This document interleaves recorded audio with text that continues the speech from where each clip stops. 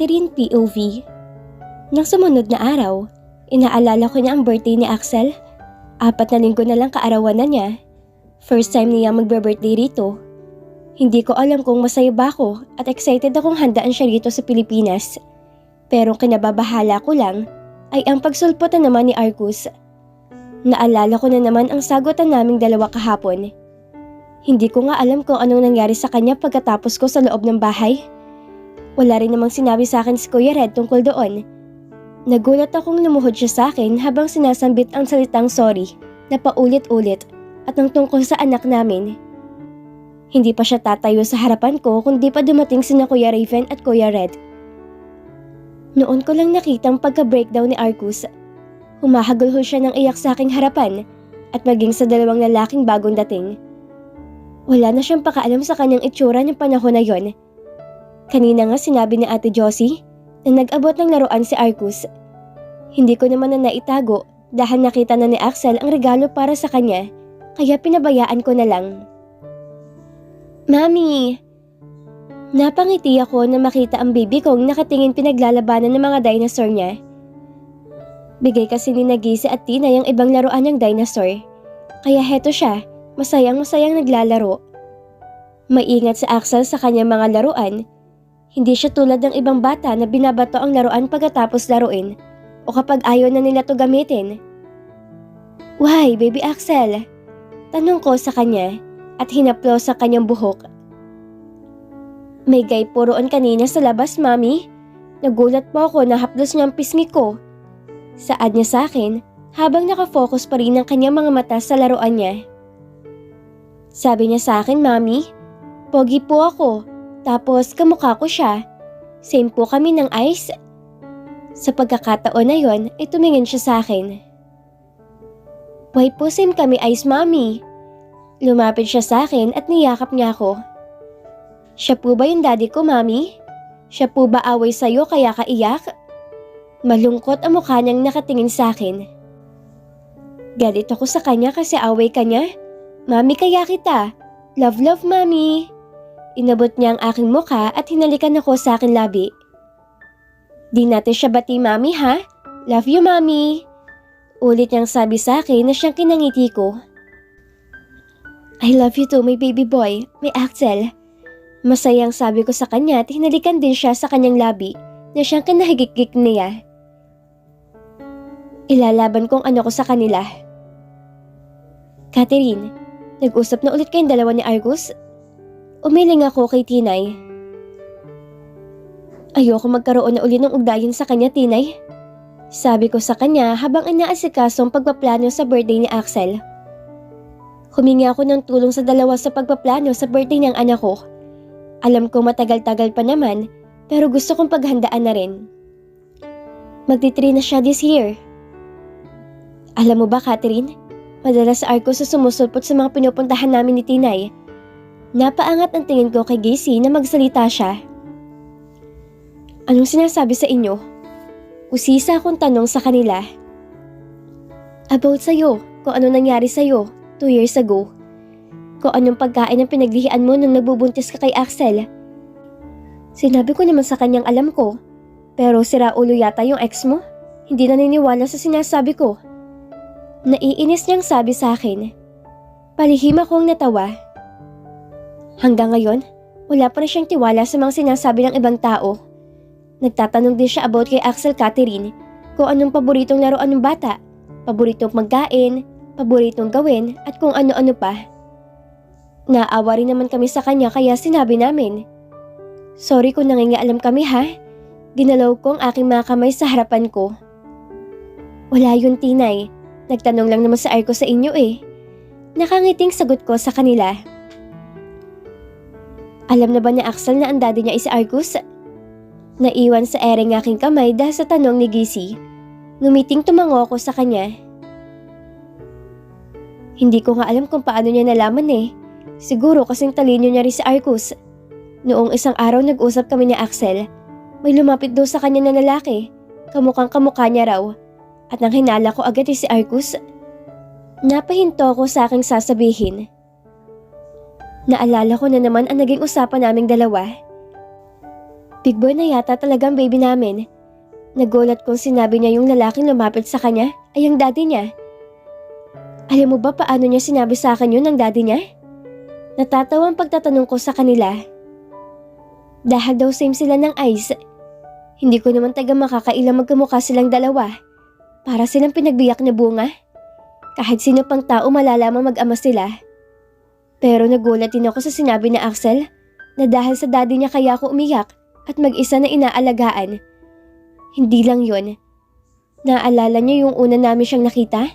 Kasama ni Arcos nung si Ellen. Kaya siguro galit si Axel sa kanya. Mahabang kwento ko sa kanilang dalawa. Wow! May sharp memory si Axel. Ilang araw nang nakakaraan na mangyari yun, di ba? Tumango ako sa sinabi ni Gacy. Ibig sabihin lang niya matalinong bata sa Axel. May hirapang kunin ni Arcos ang loob ng anak niya. Mabuti nga sa kanya. Narinig kong sabi ni Tinay at tumango naman si Gacy sa kanyang sinabi. Mabuti naman yun para mahirap pa din siya katulad ni Catherine. Hindi madaling magbuntis na mag-isa at walang katuwang habang naglilihi siya. Tapos dito sa Arcos, tamang aral lang habang magkasama sila ni Ellen. Sino hindi maiinis nun? Ramdam ko ang inis sa boses ni Gacy. Ngumiti ako sa kanilang dalawa. Huwag na nga nating pag-usapan yun. Isipin na lang natin na magiging birthday team ni Axel sa birthday niya. Pag-iiba ko sa usapan namin at tumingin ulit kami sa mga website at Instagram. Ayokong isipin yon. Ayokong isipin na masaya siya habang ako roon lumalaban sa sakit ko.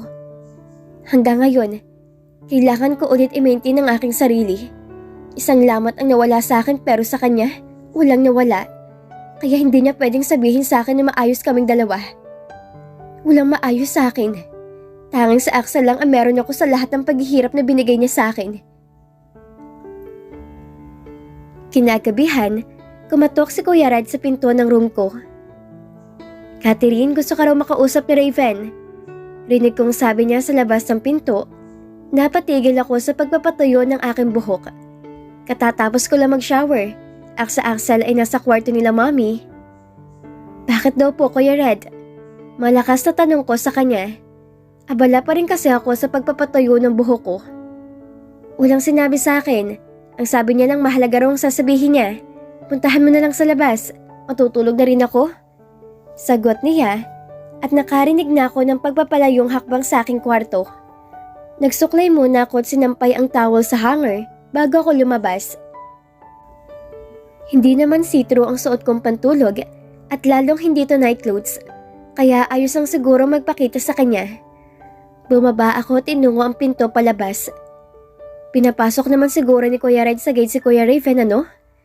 Nakita ko ron si Kuya Raven na nakasandal sa may pader malapit sa gate namin. Kuya Raven, tawag ko sa kanya. Umangat ang tingin niya sa akin mula sa sementong inaapakan niya. Madilim ang mukha niya at mukhang natatakot. Bakit naman siya matatakot? Kanino siya matatakot? Napakunot ang noo ko sa kanya. Bakit po, Kuya Raven? Pagtatanong ko sa kanya. Ano kasi? Papaano ko ba ipapaliwanag sa'yo? I'm sorry, Catherine. Saad niya sa akin at yumuko ulit katulad ng nadatnan ko siya kanina. Nagtataka man, pero sumagot ako sa kanya. Para saan, kuya? Nakatitig ako sa kanya at agad nahihiwagan sa sinasabi niya. Sinabi ko kay Arcos ang lahat ng nalalaman ko, Catherine. I'm sorry. Mabilis niyang sabi sa akin at halos hindi ko na masundan ang sinasabi niya. Ha? Sabay kiling ko ng aking ulo sa kanya. Wala talaga akong maintindihan sa sinasabi niya eh. Lasing ka po ba, Kuya Raven? Pagtatanong ko ulit sa kanya. Mukhang di naman siya lasing dahil di naman namumula ang pisngi niya. Hindi rin naman lasing si Kuya Red eh. Umiling siya sa aking sinabi. Hindi naman pala, Kuya Raven eh. Bakit ang bilis niyo magsalita? Nagtatakang tanong ko sa kanya. Naging rapper yata si Kuya Raven? Tumingala siya at nakita kong gumalaw ang kanyang Adam's apple. Nakatingin lang ako sa kanya. Hindi ko kasi alam kung ano nangyayari sa kanya eh. Tawagin ko na ba si Kuya Red? Nagulat ako nang tumingin siya sa akin. Malungkot ang mga mata niyang nakatingin sa akin. I'm sorry. Ayan na naman ang salitang sorry. Para saan ba yung sinasabi niya? Sorry po, San. Nahihiwagaan na talaga ako sa kanya eh. I'm sorry, Catherine. Nagulat ako nang lumuhod siya sa aking harapan. Hindi na siya nakatingin sa akin. Nakayuko ng kanyang ulo. Nasabi ko kay Arco sa mga pinagdaanan mo nung nasa California kayo. Nalasing niya ako kahapon. Tapos di ko na napigilan magsabi sa kanya. Baka sa boses niya ang pagkautal. I'm sorry. Sorry talaga. Pagtatapos niyang sabi sa akin. At nakaganon pa rin ang kanyang ayos. Nakaluhod pa rin siya at hindi nakatingin sa akin. Ang kanyang ulo'y nakayuko pa rin. Tama bang narinig ko? Sinabi niya kay Arcos ang mga nangyari sa akin noong nasa California kami? Sinabi niya kay Arcos ang sakit ko? Sinabi niya kay Arcos ang mga paghihirap ko? Tama bang pag-unawa ko sa mga sinabi niya? Huminga ako ng malalim. Blanko na rin ang mga mata kong nakatingin sa kanya na maiproseso kung sinabi niya sa akin kanina. Bakit sinabi mo sa kanya, Kuya Raven? Nangako ka sa akin na hindi mo sasabihin sa kanyang tungkol sa aking sakit. Naggagalaiti kong sabi sa kanya. Hindi na ako nakapagtimpi. Nangako siya sa akin na kahit ano mangyari, hindi niya sasabihin kay Arcos yun. Tapos nalasing na lang siya, naidulasan niya lahat ng secret ko sa lalaking yun. I didn't really mean to, Catherine.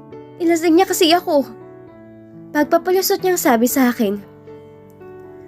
Kuya Raven, bakit nagpalasing ka sa kanya?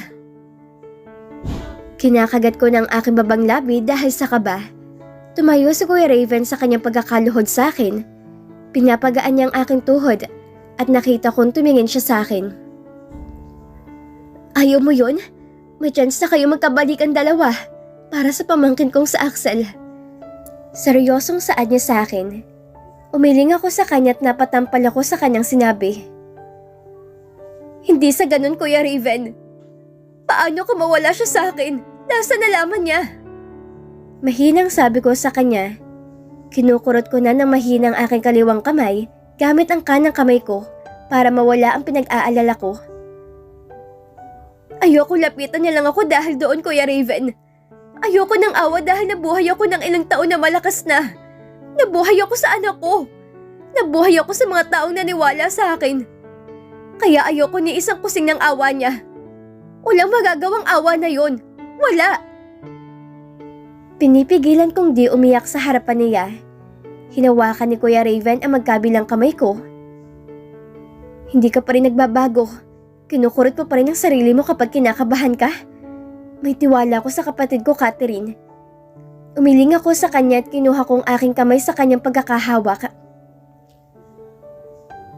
Ayoko makasira ng relasyon nila. Sa pagitan nila, Ellen. Tumalikod na ako sa kanila. Pakisabi na lang sa kapatid mo, Kuya Raven. Maayos na ako. Huwag na siya mag-alala. Huling sabi ko sa kanya at pumasok na sa loob. Ayoko ng awa mula sa kanya. Sa kanila. Tanging meron lang ako ngayon na yung anak kong si Axel. Hinaplos ko ang buhok ng baby boy ko na mahimbing natutulog. Siya ang naging lakas ko ng mga panahong lubog na ako. Mga panahong wala na ako makapitan kundi sa Axel at si Mami na lang. Mga panahong muntik na rin ako mismong sumuko.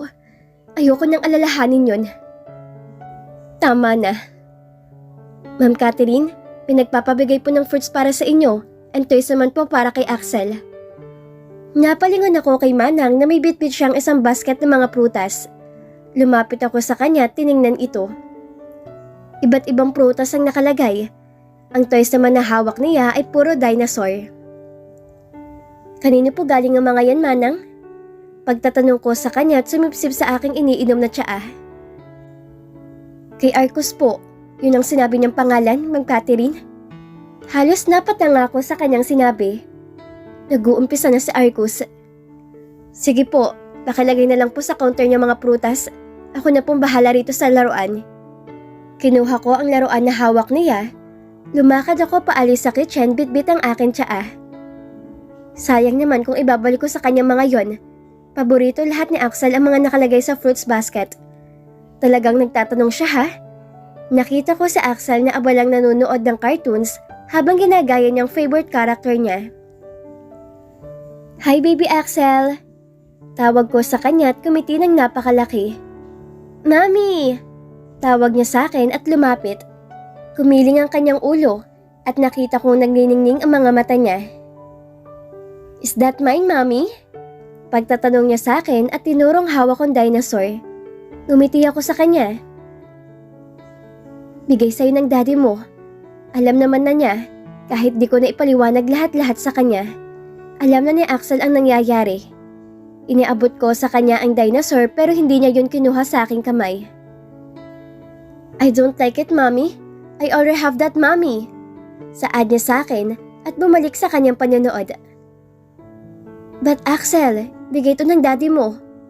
Saad ko sa kanya habang nakatingin pa rin siya sa television. I don't like it, Mommy. I don't like everything from him. Away ka po niya, Mommy. Hindi niya tayo love. Malakas niyang sabi sa akin at baka sa mukha niya ang galit.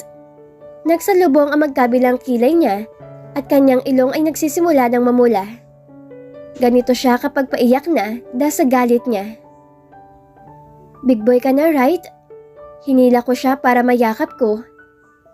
Kapag big boy na din na umiiyak, Axel, paliwanag ko sa kanya at hinalikan ko ang kanyang ilong.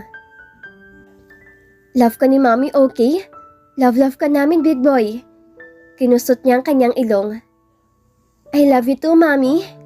Saad niya sa akin at humalik siya sa aking labi. I love you, Mommy. I love you po. Every day, may natatanggap kaming prutas, pagkain, toys at clothes para kay Axel. Lahat ng yon ay galing kay Arcus. Gusto ko man ibalik ang lahat ng binibigay niya, pero sayang naman, lalo na ang mga pagkain. Ang toys and clothes na binibigay niya para kay Axel ay hindi ginagamit ng anak ko. Lahat ng yon ay nasa storage room lamang. Every Saturday and Sunday, pumupunta si Arcus sa amin para makipaglaro kay Axel. Pero ang anak ko, hindi lumalabas para makita ang lalaki. Mabuti na rin yon. Galit sa kanya sa Axel. Pinasok ako ni Daddy sa business namin. Isang secretary ng supervisor sa HR department. Ayoko naman maging CEO agad sa business namin kung wala pa naman akong gaanong alam sa business na meron kami. At nandyan naman si Kuya Red. Sekretary ako ni Vel yun, supervisor sa HR department. 2 years ang tanda niya sa akin. Good morning, Mr. Yun. Bati ko sa kanya nang dumaan siya sa desk ko. Ngumiti siya sa akin. May itsura naman si Mr. Yun, pero di ko siya type. Maaliwalas din ang mukha ni Mr. Yun na talagang kapag titingin ka sa kanya ay hindi ka matatakot katulad sa ibang supervisor sa company na to.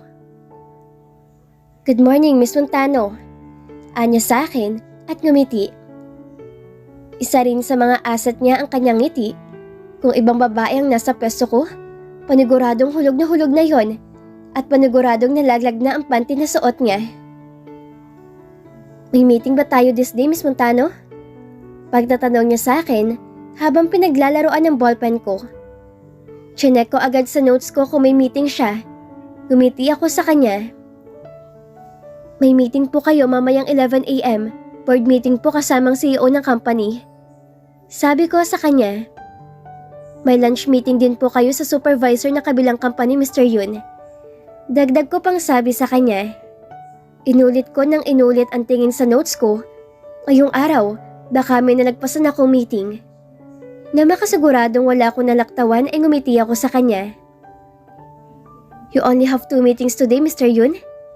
Pagtapos kong sabi sa kanya, binaba niya ang ballpen kong pinaglalaroan niya kanina. Okay. And by the way, Catherine, drop that, Mr. Yun. Pwede mo naman akong tawagin sa name kong Vil? Nakakailang kasi. Ani niya sa akin at napakamot pa siya sa kanyang buhok. Napangawi ako sa sinabi niya pero tumango pa rin ako. Okay po, Mr. Vale. Sinunod ko ang sinabi niyang Vale, ang itawag ko sa kanya. Good. See you later sa meeting natin. Tumango ako sa kanya at tiningnan ko siya hanggang makapasok siya sa kanyang office. Nakahinga rin na maluwag na mawala siya sa paningin ko. Nakaka-intimidate kasi ang itsura ni Mr. Vale. Gwapo siya, check. May kaya silang pamilya, pero di ko alam bakit di niya gusto mag-work as supervisor ng HR department. Malakas din ang karismang meron siya sa mga babae at lalaki. Higit sa lahat, mabibigyan ka ng magandang jeans si Mr. Vale. Napasandal ako sa aking swivel chair at kinukultukan ng aking sarili. Bakit ko ba iniisip ang huling sinabi ko kanina? Bibigyan ng magandang lahi? Tagalaga lang ba, Catherine? Nag-focus na lang ulit ako sa trabaho ko bilang sekretary niya. Inayos ko ang worksheet na pinagtatrabaho niya sa akin. Next week pa naman to kailangan, pero wala na akong gagawin kaya ito na lang aatupagin ko. Kesa naman mag-isip ng kung ano-ano. Naging seryoso na ako sa pagtatype na mapansing umilaw ang phone ko sa aking gilid. Lumitaw roon ang pangalan ni Arcus. Buwisit talagang lalaking yun. Hindi ko alam kung paano niya nahulaan ang password ko. Kaya minsan kapag dumadalaw siya sa amin, hawak-hawak ko yung phone ko. Noong nalingat kasi ako at nakalimutan ko yung phone ko sa may sala, eksaktong dumalaw siya kay Axel. Nilagay niya roon sa phone book ko ang number niya. Ang kapal niya mukha niya. Hindi ko naman na maalis na dahil noong binura ko yon, nung sumunod na araw nandoon na ulit ang number niya. Hindi pa naman kami civil na dalawa pero close na naman siya katulad noong mga bata pa kami. Pinapayagan ko lang siyang dumalaw sa amin para sa anak ko at kina Tita Norma at Tito Miguel. Gusto kasi nilang makita ang apo nila. Sinagot ko ang tawag niya. Ewan ko, pero may nag-uudyok na i-accept ang call request niya. Hello? Saad ko sa kanya habang nagtitipa pa rin at nakatingin sa laptop kong nasa harapan. Mami! Naiwan sa ereng aking mga daliri na marinig ang boses ni Axel. Baby boy? Uy Axel! Pagtatanong ko rito, huminto na ng tuluyan sa pagtatype. Dada asked what time are you supposed to go home, Mami?